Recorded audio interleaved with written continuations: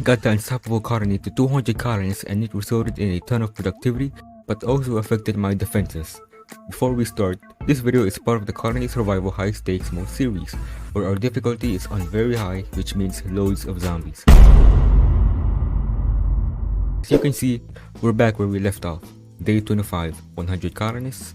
Now, let's work on getting to 200 colonists. I first started on getting 200 beds because colonists need a place to sleep before they're allowed to be hired. So I built a few floors on my residential tower. During the night, I let the front line handle all threats. Meanwhile, I unlocked the porridge, which adds 15 to the threat level, which gives me a total of 87.5 threat. I continue building up the tower to get more beds. We are currently at 133 beds. I went and set up 2 fire pits for some good food, which hires me the primitive cook. This unlocked a small chain reaction as the wheat porridge required wheat, water, and planks. So I went ahead and created more water gallery job. I also added 2 more potters because I needed to produce more earthenware to get more points. I can sell these earthenware, which takes 3 minutes to make at the merchant. It is now nighttime once again, and because the banner doesn't cover the whole colony, there were a few zombies that spawned inside the base, and with the newly unlocked porridge, threat level has never been higher. I took care of the zombies that spawned inside the base, which killed 1 colonist.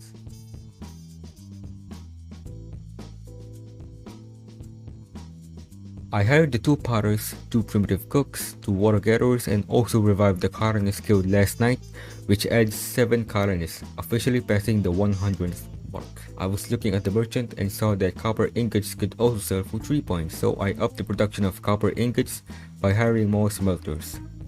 I expanded the smelting station and even added a chimney because I thought, a little bit bad how they're in this enclosed space with all this heat and carbon. I hired 7 smelters, then got 1 more wood chopper because planks were getting low, which gets us to 114 colonists total.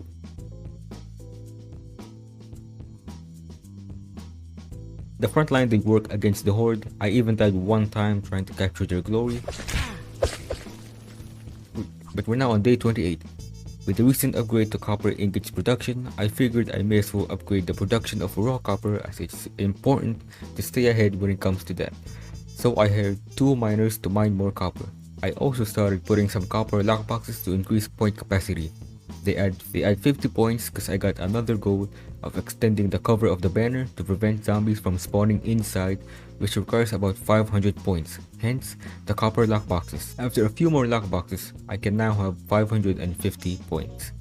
Finally, I upgraded the banner safe zone, which it didn't do much, but it's something. Zombies were still spawning in the base, so I had to hire 1 slinger to guard the inside of it.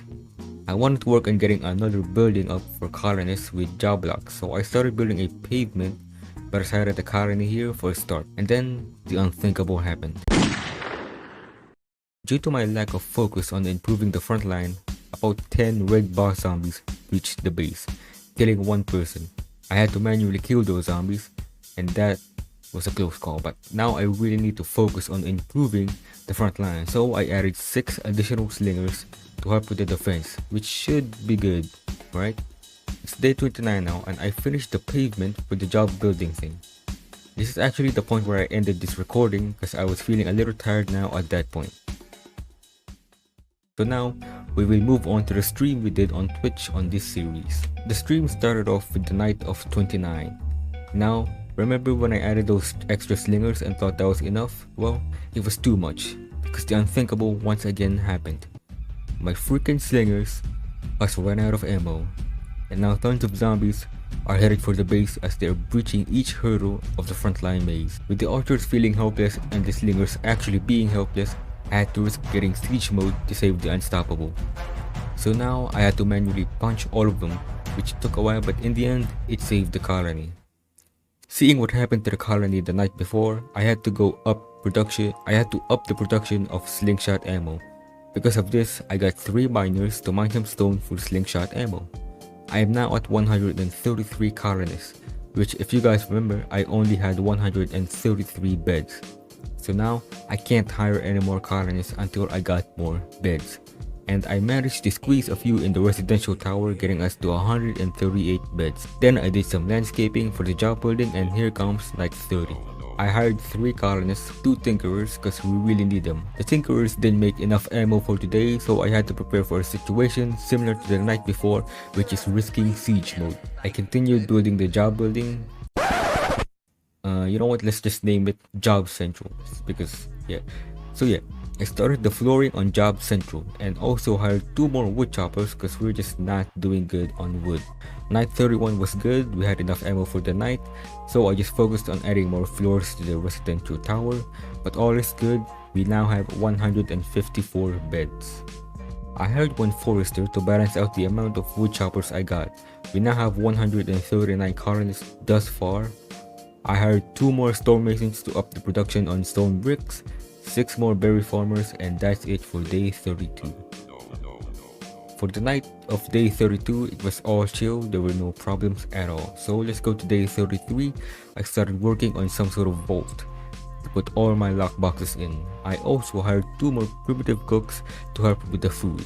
On night 33, I kept working on the Job Central because we really needed to get it done. And on day 34, there was another breach. They ran out of ammo by the end of the night, but I did manage to kill the zombies that breached the base. The 150th colonist is a Fletcher. So there's that, we now have 150 colonists total. Night 34, I put 1 new archer at the front of the front line and everything seems to go fine. So I just kept building the residential tower. Day 35, I finished the floor plan and the wall of Job Central. Now I'm gonna be moving all the workers here. I finished the residential tower after getting to 202 beds, which means this building is now done. So now I'm gonna put a roof on it, then we'll now work our way towards the main goal of this video. I added a little tower guardhouse by Job Central to lessen the pressure that the front line has. Then I put more workers at Job Central. I added 1 tinkerer, 2 primitive cooks, 2 tailors, 2 patters, 2 stonemasons, and 4 additional archers at the front line, and also 4 slingers. I also researched the writer. Then I hired all 21 colonists, which gives me a total of 176 colonists. Day 37, I wasn't done yet. I added 2 copper miners, 2 stone miners, and 2 iron miners. Afterwards, I started working on a berry tower to up the production of berry meals, and berries in general. With each floor containing 4 berry lots, I hired 4 berry farmers, which puts us at 186 colonists. After finishing 2 floors on the berry tower, I hired 8 more berry farmers. I then put a job block crafter at Job Central, and now I'm in 195 colonists. The remaining 5 colonists, I put in as sling shooters and stationed them around the colony, which now officially gets us to 200 colonists for the unstoppable colony. Bam! Alright guys, we did it. We have now 200 colonists. After surviving the night, the unstoppable colony lives to fight, thrive, and survive another day. Thank you guys for watching this video. Follow me on Twitch, I plan to stream there more often, and I will see you in the next one.